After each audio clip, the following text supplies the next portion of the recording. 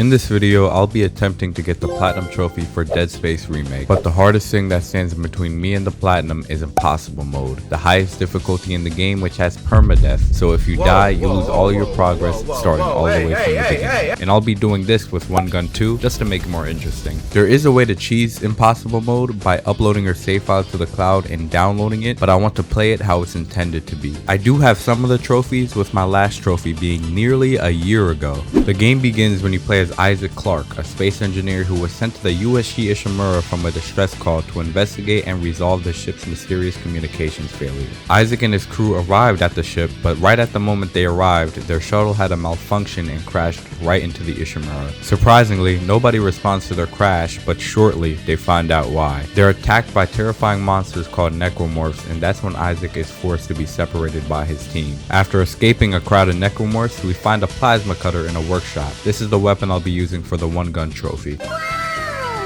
Later on, Isaac manages to contact his crew members, Hammond and Daniels, and they realize that they'll have to fix the ship. During that task, we come across stasis, which is very important for the Impossible Run. It can slow down objects and enemies. But when we're busy fixing the tram line, necromorphs show up. In Impossible Mode, enemies deal more damage and you deal less damage to enemies. So just from this part alone, I nearly died. My health bar is located on my character's back, and as you guys can clearly see, I was one shot. Starting off with absolutely nothing in this mode is definitely going to be a struggle. After Isaac fixes the tram line, he returns to the spacecraft that crashed to see if he can salvage it. But before he can even do anything, necromorphs attack the ship and destroy it, exploding in the process. Before I went to the next mission, I actually decided to upgrade my armor. In this painful playthrough, it's important to spend money on heals and ammo, and to upgrade equipment any chance that you get. For my plasma cutter, I mainly focused on upgrading capacity and damage, and for my suit, I also focused on upgrading health. While heading to the next mission, I found the Kinesis module, another important thing for the Impossible Run. It's similar to the Force in Star Wars. You can just grab and move things with it. You can actually pick up sharp things and throw it at necromorphs to kill them. That strategy is something that I'll be doing a lot in this playthrough, because it basically just one-shots enemies. Once I finish this bomb, I blow up a blockade to go to the morgue and find the captain's rig. After I picked up the rig, I was on my way down to the engineering deck to handle the centrifuge. My goal was to use stasis and kinesis to control the clutches and install them into the centrifuge. Unfortunately, you can die to many environmental things, including this part, and if I die, I have to start over. You don't want to get hit by the spinning centrifuge, because if you do, it's death immediately. So I just took my time and went whenever it went past me. After that, a tentacle out of nowhere grabbed my leg, and I'd have to shoot the yellow sack in order to be free. This is gonna happen a couple times in the game, and if you don't hit the weak spot, it kills you. At the end of that, Isaac reunites with Hammond, and Hammond says that he was attacked by a necromorph version of Chen, the same guy that got stabbed in the beginning of the game, and he's locked up in an escape pod. We send Chen into space, but this is actually important later in the game. After conversing with Hammond about fixing the ADS cannons, I met my first brute. I used my stasis, went behind him, and shot his arms and legs. All that size for nothing. I also just wanted to talk about this near-death moment I had when I was fixing electrical systems. I got cornered by these two necromorphs that are pretty strong, and I thought I was going to die here.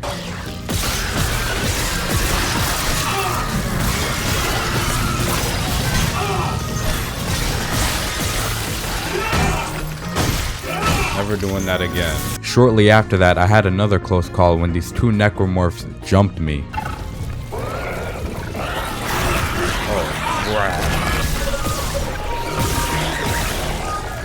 Oh my god.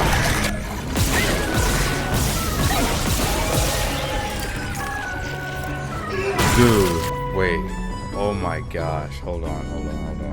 Afterwards, I went outside the ship to calibrate the ADS cannons to prevent the ship from being destroyed by asteroids. This is another area where you can die by the environment because of the asteroids. I made my way back inside the ship just to get a mysterious call from Nicole, Isaac's love interest. We find out that she's in medical, and we go there to investigate. Soon as I arrive to medical, I track Nicole's signal to a laboratory which has an unknown creature. Out of nowhere, we get caught in stasis by a crazy scientist named Chalice Mercer. He tells us about the marker in his experiments on the necromorphs. Speaking of necromorphs, a new one escapes out of a capsule to kill Isaac. This one is called the Hunter. It can regenerate dismembered limbs, and we're going to have to run from it from almost the whole game. Eventually, when we go to the cryogenic room, we see Dr. Mercer and he sends out the Hunter for round 2. But this time, we can actually fight back. The goal of this fight is to make the Hunter follow you into the cryogenic chamber and put him in stasis so you can go into the control room and freeze him to death. After defeating the Hunter, he's gone. For now. Soon, we head to Hydroponics to fight the Leviathan, but we're stopped by a fellow survivor named Elizabeth Cross. Turns out that there's a poisonous gas from Weezers, which is actually part of the Leviathan, and we have to inject 8 of them with the enzyme to get rid of the poisonous gas and to weaken the Leviathan. Once you finish stabbing 8 Weezers with the enzyme, it's time to fight the first boss of Dead Space, the Leviathan. In order to win this fight, you have to dodge its long tentacles and shoot the yellow sac that is visible. There are also explosives around the room so you can deal more damage to the boss. In the middle of the fight, it's gonna start shooting projectiles out of its mouth. They're easy to dodge if you just keep strafing left and right, but what I did is I just used kinesis and throw the projectiles right back at him. This fight is honestly just a damage race, so sometimes I would just shoot its mouth as well. The fight isn't hard if you know what you're doing, but once you win, the Leviathan will be sent into space. Shortly afterwards, we have to fix communications and send a distress beacon out into space. In order to do this, we have to go down to the mining sector, which is filled with traps and enemies. While we're there, Isaac finds his wife Nicole, who seems to be alive and well. She helps us find the SOS beacon, and once we got it, we carefully went past this meteor and attached it, sending it into space. Turns out that the comms array is messed up and we need to fix it by doing a puzzle in order for the signal to be picked up. One puzzle later, the comms array is in place and Isaac manages to get in contact with a ship called the USM Valor. But while they're on the way to save us, the people on the Valor picked up the escape pod that had the necromorph form of Chen inside of it. Before we tell them the bad news, we start losing signal with the Valor and find out why. The Leviathan has clung onto the ship and we'll have to remove it manually. This means that we have to fight the Leviathan one last time.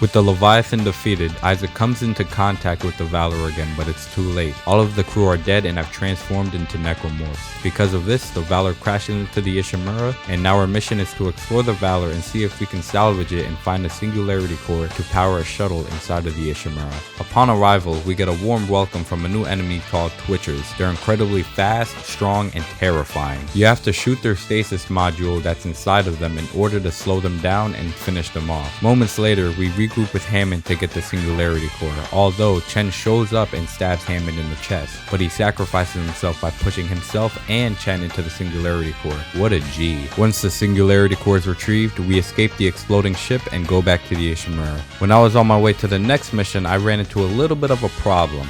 This part was very chaotic for me because I was getting attacked by Twitchers and many other necromorphs, including the Hunter himself.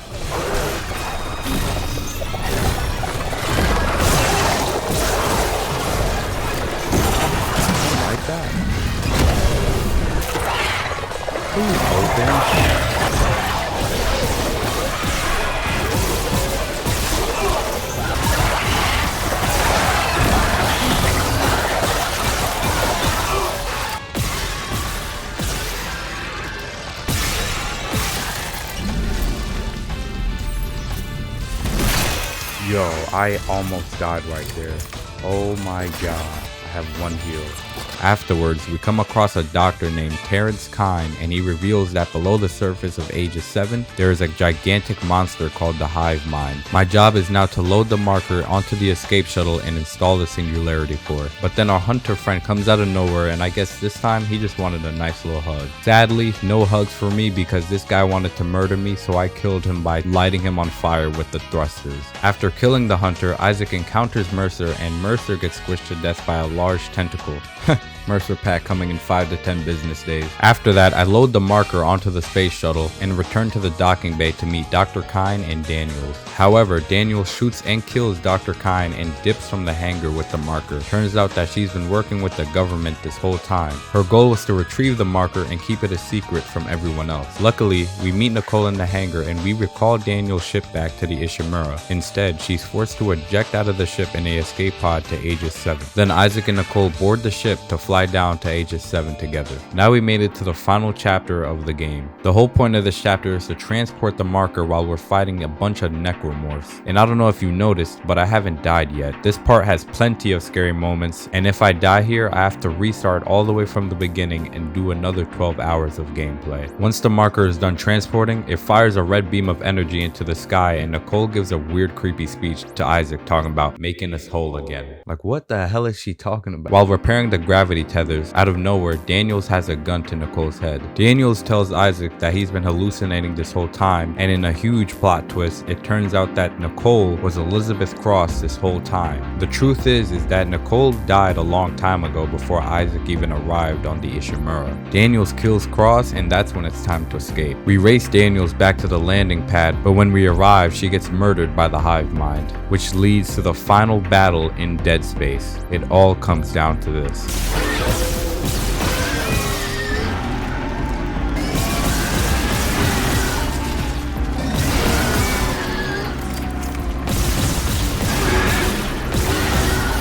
Okay, that's one more. We have one more left.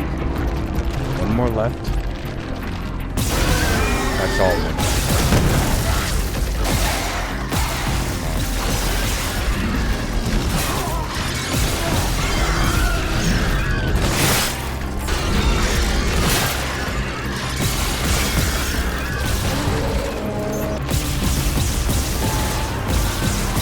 Alright.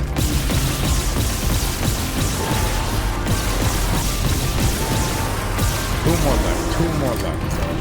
When are you gonna open your chest? Yes. Let's go. Last one. There's one more left. There's literally one more left. It all comes down to this.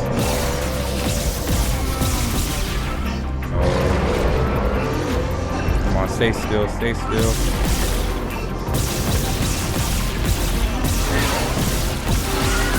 Let's go. Let's go. We freaking beat him. Yes, sir. In impossible mode too. With one gun. Untouchable. Complete the game in impossible mode. Then we get one more. One gun. Let's go. Beat the game using only the plasma cutter. That's one gun on impossible mode. After beating impossible mode, you get a cool armor suit and a one-shot weapon called the hand cannon that looks like a foam finger. Now it's time to tackle the remaining trophies in New Game Plus. What's special about New Game Plus is that there are these objects called markers, and you have to collect 12 of them, place them on this table, and it activates the alternate ending, and there's a trophy for the alternate ending as well. I had to start another playthrough for the last 3 trophies, but after I got the first 2... Yes, pusher! Let's go. Platinum. Platinum. Let's go! Concordance officer. Let's go! The Dead Space experience was great, but it had some very tedious trophies. If you guys are looking forward to getting this platinum, don't be afraid to do it even with impossible mode. It's not as hard as you think, and I was able to do it in one try with one gun. Give it a shot, get that platinum, and I'll see you guys in the next vid.